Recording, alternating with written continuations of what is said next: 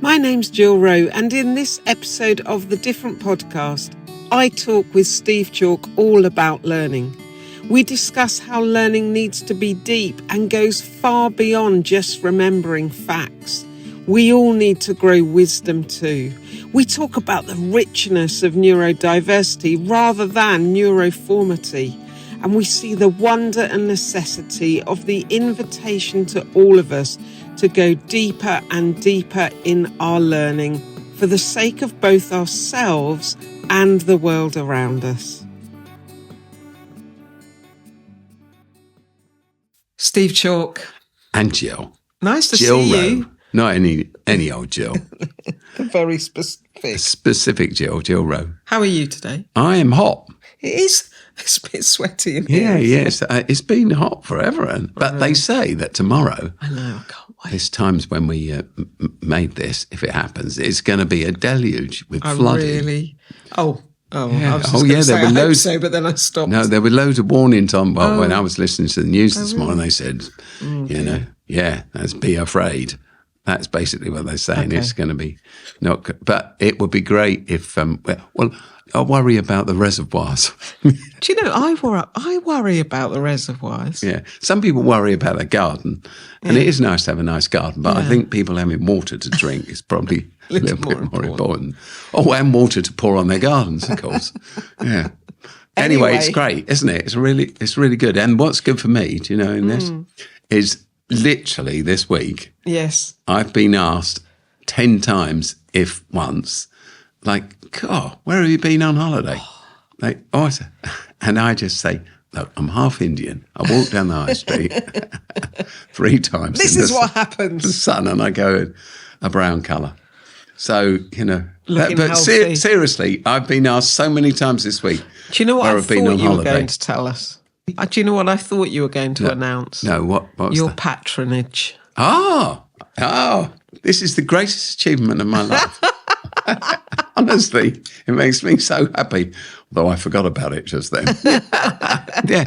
No, this week on Monday, it was announced that I have become a patron. I've been appointed an honorary patron of Palace for Life, which is, it's Palace Football Club. And it's all the community stuff that Palace does.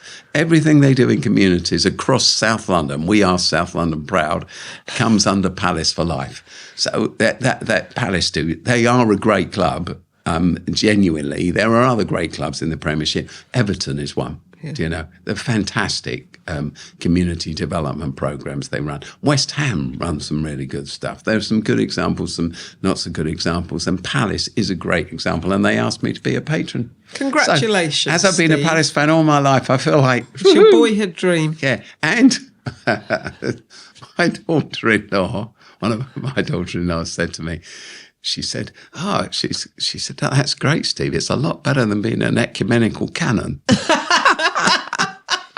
I would like I'm to not say, going to comment. I'd like to say that being an ecumenical canon of Southwark Cathedral is a great joy. Yes. But most people don't know what ecumenical means or canon. And also it's accepting. of quite a different nature, isn't it? Yes, So- but everyone knows what a patron of Palace Football Club is.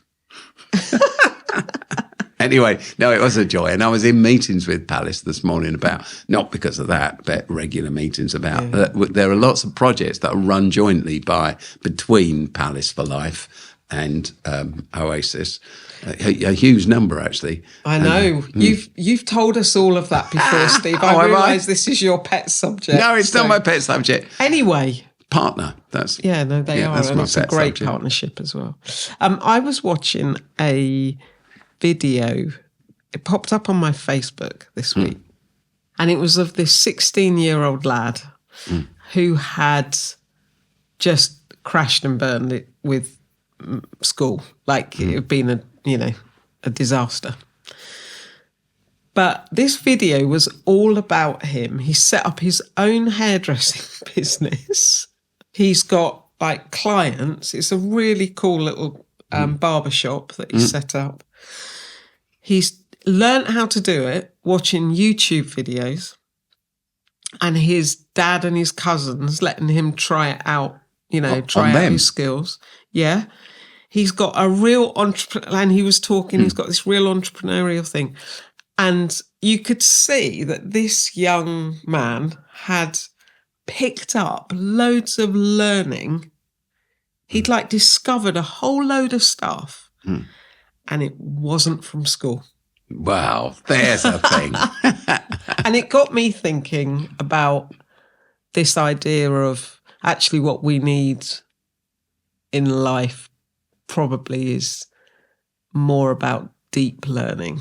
Deep learning and learning in our style and our way. Yeah. I don't know whether I've said to you before, but it struck me recently that when David Attenborough comes on the telly and talks about biodiversity, we all know that we need to soak up every inch of it we possibly can. Yeah. You know, biodiversity is everything. And if we don't get it right, we're all going to perish. You know, the planet will be okay in the end, but the human race is, you know, like the dinosaurs went and, you know, all sorts of, we will disappear because we are dependent on biodiversity, and we all get it now. Well, 99% of the planet get grasp that, with one or two notable and famous exceptions.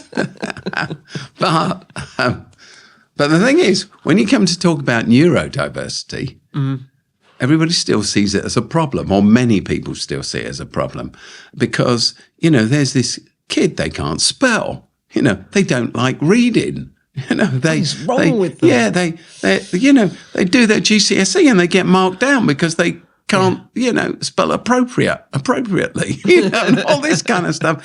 And that's what the story's about, isn't it? Yeah. There are loads of different types of learning in life, and learning has to be in the style that fires you. And by the way, you know, I'd say, whilst I'm on this roll about it, the human race has only survived 200,000 years. In fact, this week they were saying there's new evidence to say we're older than that, perhaps 300,000 years. I saw that. Yeah, but we've only survived that long because of neurodiversity. Exactly. In all our villages, through all the ages, through all of those millennia, what did you need? You needed people that love farming and making things and building things and running and et cetera, and cooking. It was also handy to have somebody who was into carving cuneiform language on a wall somewhere or something. So it's got its place, but it's only a place. So this phrase gets bandied around, doesn't it, about what deep learning and shallow learning and the science of learning and all of these expressions get pedagogy. Pedagogy and that's our word. Do you know what pedagogy means? I do. I know you know. I know. I was just saying we should say it because other people go pedagogy. And then there's andragogy, like how do adults learn and like, but. Pedagogy, by the way, is how a child learns. How a child learns. Yeah. How you. It's not about what they learn. It's the pathway to learning. Yeah. But Steve, in your view, what would you say the difference is between deep learning and shallow learning? I think when you learn something in a shallow way, it's really good for pub quizzes. Oh, it's brilliant. Makes you a winner. Yeah, I know. When did, the king burn the cakes? When was the Great Fire of London? Because I used to go to church as a teenager. I was in a church to see how many disciples did Jesus have? Name all 27 books of the New Testament in order. How many books are there in the Old Testament? And what was the name of Moses' wife? and they start those church quizzes. They are determined to make you feel stupid, like know nothing. Yeah. You're like Moses' wife was called Zipporah, by the way, but I only know that because I didn't used to know that, and I used to feel stupid that I didn't know it. There you go, and you'll all forget it because it's pretty well irrelevant. Yeah. So shallow learning is any learning like that in my book. And by the way, mastermind is shallow learning. Yeah. And all those quizzes, on the radio when they run a clock and you have to get the right answer to who's starring a film or whatever, and you've got to get it in 10 seconds, and they're great quizzes to listen to people in, and you think, I could never do that because I'm thick. And that's a particular type of regurgitation of a fact. Deep learning, on the other hand, is a skill that you master. And I always think the best example of it is the difference between, as an illustration, as a metaphor, it's the difference between learning to play the piano by rote. Yes. So you can play certain tunes, or you can read the notes and you have to stick to those notes. Yeah. And learning to play jazz. Yeah. Because you learn to play jazz when the music, the scales, the keys, the tone is so deep within you. Yeah. You can do anything you like. Yeah. That's deep learning, when you've mastered something and you can adapt. So deep learning is when, I can remember when I at school, I didn't go to a very good school. And then I went to a sixth form and I did history, one of my subjects, and we set an essay and it said, compare and contrast the approach of, one particular historical figure, a politician actually, to another one. And I thought, compare and contrast, I can't do that, because all my education had just taught me facts. I couldn't think, I couldn't analyse. That's what deep learning is, that ability. Yeah. I just had a really slightly traumatizing thought when you were speaking. When I was a kid, I was at junior school and I was on a program called Run Around. Do you remember a TV show? I remember the title. And I have a bad relationship with shallow learning because I just can't recall facts. I struggle with that. I can do the deep stuff, but not that stuff. And I got stuck. Do you remember if you got the wrong answer, you had to stand under the wrong answer and the spotlight came on you if you were standing in the wrong place. And I ended up just stuck in the dungeon for pretty much the whole show. It was so traumatizing. Anyway, I won a camera, so it doesn't matter. But you won a camera? I won a camera, yeah. But what you just said, the deep learning is about the ability to think and to analyse and to be curious, I think.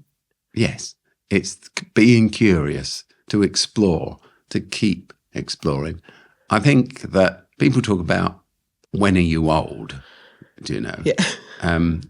And I'm nearly 70, so, you might think I'm coming up with this answer just to evade the sad fact of my age. But I'm not really, actually, because I've always thought this. Yeah. Some people are old by the time they're 20. Yes. And some by 25 or 30 or 40 or 50 or 60 or 70 or 80. And some people never are. Yeah. Because I think you grow old when you stop being curious and you stop diving in deep. Yeah. There's a wonderful parable that I was taught, I heard years ago, and I haven't thought about it for years, but it comes to mind now, so I'll probably not say it very well. But it's about a teacher who sat by the side of a lake with one of his students. And the student said, how can I learn? Because everything's so busy and so noisy and there's so many distractions and I just can't learn. And the teacher said, dive into the lake to the bottom. And the student dived into the lake and went to the bottom and resurfaced. And then the teacher said to him, that's how you really learn. Yeah. To cut out all the mess and to explore and be curious about a thought. Get deep into it. That's deep learning. There's even just when you're talking about that, Steve, there's Steve, that's the new name for you, Steve. There's I quite like it, Steve. There's even as you were explaining it, there's this piece. Yes. When you talk, because really you're talking about swimming in wisdom, aren't you? That's what you discover. Yeah. Deep learning creates wisdom. Yeah.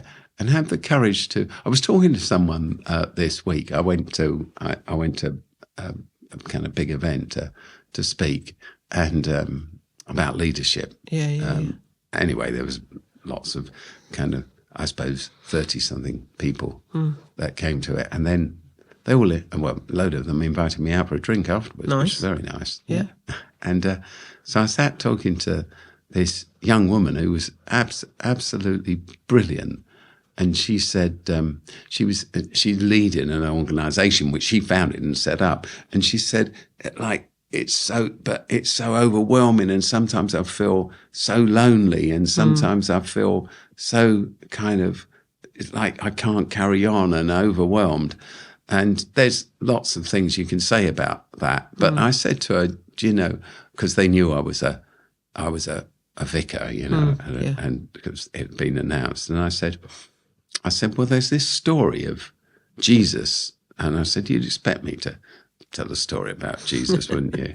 And then she said, oh, yeah, I go to church sometimes. So that meant she could understand a bit of this thing. I said, there's a story about Jesus at the beginning of his 3 years of teaching and, you know, all the rest of it. At the beginning of his 3 years of serving people around the age of 30, he goes into the desert and he stays in the desert for 40 days and 40 nights, everybody says, for 40 days. And the story is, it occurs in the accounts of his life, which we call the Gospels, that it says he was tempted. And in the desert, he was tempted with this vision of climbing to the top of the Jerusalem temple and throwing himself off. And yet doing some miraculous thing. There were several like that. 3 of them, the story recounts. And I said to her, he was tempted. He was trying to work out his way in life and who he was and how he was going to live and how he was going to teach and how he was going to lead. And he was tempted to do it like this or do it like that. I said, but the incredible thing is he stayed in the desert for 40 days.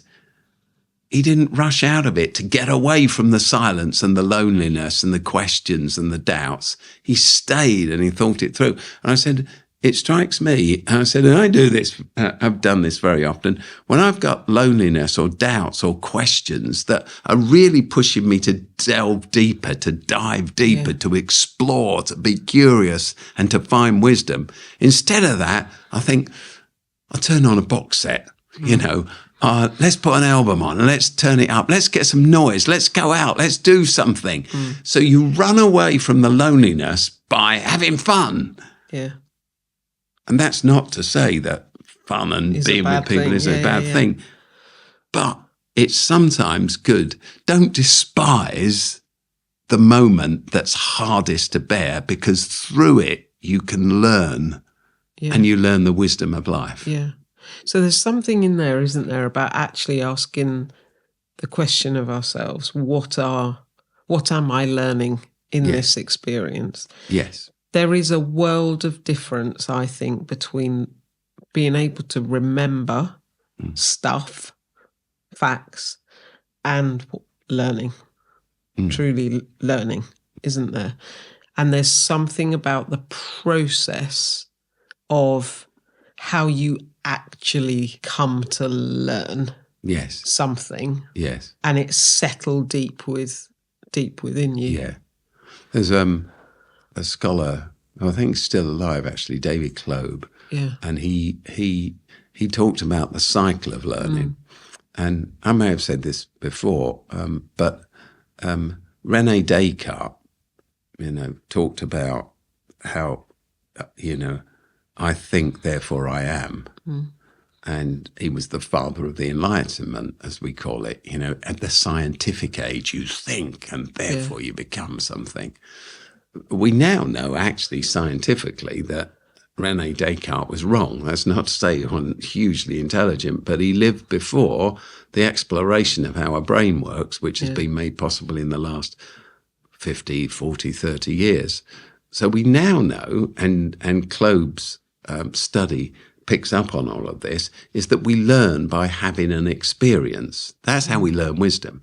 So a young child is told not to touch something that's hot, you know, and they you know, they're exploring themselves, aren't they, and their freedom. So they touch it and go, oof. Yeah. And they learn through the experience. So we now know that I experience something and therefore I think about it. Yeah. What actually happens is you have an experience and then you reflect on that experience. You delve deep, as we've just been saying, And if you delve deep, then you conclude from that experience and you're delving, you conclude a theory. Don't touch hot things, or, don't be unkind to someone, or, whatever it might be. Yeah. Don't bang my head against a brick wall. All sorts of things you'll learn. And you conclude from that experience, and then you build a theory, and then you have a new experience, and then you learn from that experience, and you reflect on that experience. So life becomes a learning cycle. Have an experience, reflect on it, theorize about it, put your new knowledge or wisdom into action, have a new and deeper experience, reflect on that, which is why you grow in depth and wisdom. Yeah. But it only comes through the experience. Yeah. I was just thinking about the way that Jesus taught. Yeah. Didn't he? Like on the go the whole time. And I was just thinking about the story, I think it's in Luke's Gospel, where Jesus is anointed by the woman. And the people he's with are not pleased because it just broke every rule. And I was just thinking how the people in the room were learning something very profound by participating in the experience of the being in the room whilst that act was taking place. And the feelings that they would have had that would have been bubbling up inside of them. Anger, hate. What prejudice. on earth? Yeah. And the questions it posed for them. And as you know, Jill, Jesus was called a rabbi, and we're all familiar with the term rabbi today. But a rabbi, wasn't, that term sometimes gets translated teacher. A rabbi is a teacher, is a Jewish teacher. But a rabbi was never that and isn't that. A rabbi is a walking, talking, living example. So that, and I know you know loads about this, but Jesus talked like all rabbis as he walked. And you learn from him on the streets, real experience in relationships, etc. And there's that quote from the Talmud that you always quote. So why don't you say Be it? dusty with the dust of your rabbi. Yeah. And that was, of course, because on roadways that were dusty before there was any tarmac anywhere, be dusty in the evening, be dusty with the dust of your rabbi's feet, sandals. And that was a way of saying, was I close enough to get dust over with me? And if I wasn't close enough to get dust over me, I wouldn't have seen my teacher, my rabbi's expression, the glance, as the smile, or the quizzical look, the words. I wasn't close enough to watch the interaction. So, Jesus, well, I've got this great quote here about Jesus. Let me read it to you. It's from a book that I put together a long time ago, but it's a quote from within it. It's not my quote. Jesus' disciples, apprentices, did learn concepts and beliefs, but also shared emotions, attitudes, dispositions, behaviors, anxieties, uncertainties, hopes and loyalties. All of these were intertwined with certain smells, the taste of bread and fish, the rocky road beneath their feet, the rocking of a boat, the still quiet of the night. Learning in this manner from experience would reach more levels of character and consciousness than the linguistic mastery of contemporary schooling. What a quote. Yeah, it is a great quote, It isn't really it? is. You learn on the journey. And of course, that's how we all learn, really. The people that have taught me most in my life, I don't know how this applies to you, are people that I've watched. And I thought, I want to be like him or her. I want to be able to do that like this. I've been inspired, but more than inspired, I've watched them and I've learned how to do that thing from them. Does that make sense? Yeah, no, completely. And I was just thinking that in that example with those people, Steve, in your own life, and I can think of, endless and still now, that carries on, there is something, isn't there, about potentially everyone is, if you think everybody has the potential of being like a rabbi to us, don't they? The question is, what's the nature of their dust? Yes. And you have, like, point. I sometimes say this to our staff. The question is the nature of your dust. Does that dust help others to become more whole? Does it help others become more calm? Does it help others become more like people of peace? Because if it doesn't, then it helps us think about how to adjust. But I think it's really important, isn't it, that knowledge and understanding and information and intelligence and all of those things, like, we can take those things in a particular direction for good or not good. Like, we can use our knowledge and our understanding to create weapons of war, or we can create machines that will help heal us, and help us to understand our bodies better. We all become the people that we practice being every day. Yeah. So, I'm aware every decision I make, I become that person slowly. So everybody, I choose to hang around with, listen to, find time for, everything I find time to do or not to do, everything I watch or don't watch, etc. Yeah. Those are the things that shape and make me the person that I'm in process of becoming. Yeah. And that's a great joy and a big responsibility, isn't it? We become who we practice being. Yeah. Slowly. So the question, I guess, is today and every day, like, so what am I learning? And how deep am I going? Which is about how much am I reflecting on my experiences and pushing myself. I was listening to a program about David Bowie, and what the a other legend. week. What a legend, yeah. Yeah. What an extraordinary musician. Talented. Yeah. And in it, what was this on the telly? I think it was on Radio 4, actually. Yeah. But he'd been asked about, because he kept expanding his music. He never stopped, did he? His hairstyles kept changing, his outfits kept changing, his musical style kept growing and changing. It's brilliant.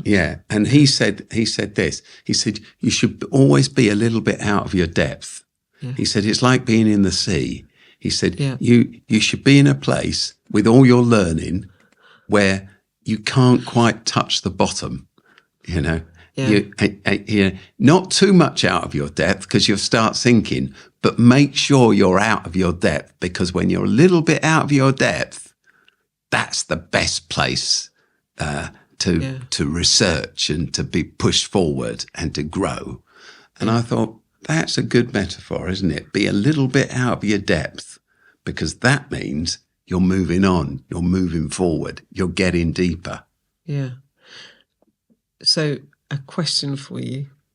In our system of education, where sometimes it can feel like deep learning is not the agenda item, what would you do to flip it, to create that deeper learning? Well, I think at one level, we just got to catch up with the science. It's like not my opinion or your opinion that counts. It's the sheer science that we have of how a child's brain, an adult brain, an adolescent brain develops. We've got all that science. We know it. We know how it happens. So if we've got pathways to learning that don't chime with the science, well, it's not the science that's wrong. Makes sense. Yeah, it doesn't make sense.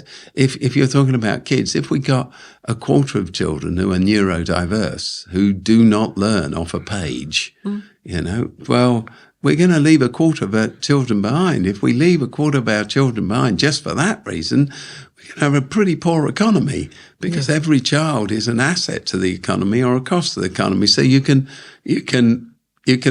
look at it, at that level. That's one way of answering the question, isn't it? What I think I would say is this. pose another question back, which is a kind of the answer. The Second World War and the Nazi Party created the death camps. Yep. Auschwitz, the other death camps, murdering 6.5 million Jews and gay people and disabled people, etc., etc. Gassing them, murdering them, taking their lives. But Auschwitz, if you go there or you see it on the various films it's in, it's got this railway line that runs into it. And the Germans, not the German people, the Nazi people, the Nazis had developed this whole site and others. And it's a fantastic piece of engineering.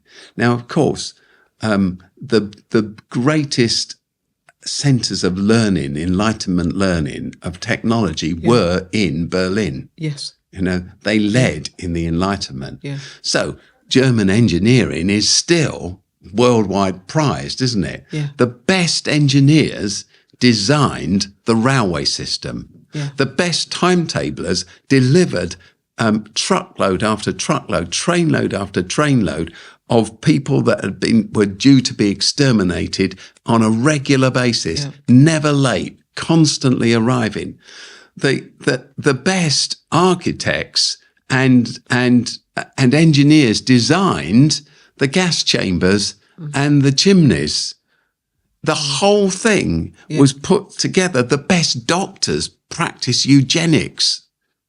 So IQ was huge. Yeah. But it was shallow. Yeah. And it had no moral protection built in. Yeah. And one of the greatest learnings post the Second World War, especially amongst the German people, actually, loads of German writers, philosophers, theologians wrote about this. They were really saying, how could we have been so IQ intelligent and so emotionally unintelligent? IQ, but no EQ, no SQ. Spiritual intelligence and emotional intelligence was nowhere. And I suppose in our terms, what we're saying is they had shallow learning, but not the depth of learning about being human. It's frightening, isn't it, what happens? It's frightening, and it led to a great deal of thought and questioning, even in the end of the 40s and through the 50s into the 60s, about what education really is. And people realised we used to measure IQ because that was obviously the place to start, you know, with how fast were you at reading and writing. But we realise now that being a human being is about so much more and so many more learning styles and so many more. So it's about your emotional intelligence, your spiritual intelligence. And the problem is, Jill, that our popular thinking about education hasn't caught up with any of that. Wow. Which is why we're left with some of the moral mess that we have in some of the world leadership regimes that we have. We've not learned and we've not moved on. Which takes us right back to each of us has to understand and know, don't we? Which is the rabbi we're following. Like, who's creating our... Choose the right rabbi Choose the and right stick rabbi. close. Like the one who said, love others as you love yourself. Thank you, It's a Steve. good rabbi to follow.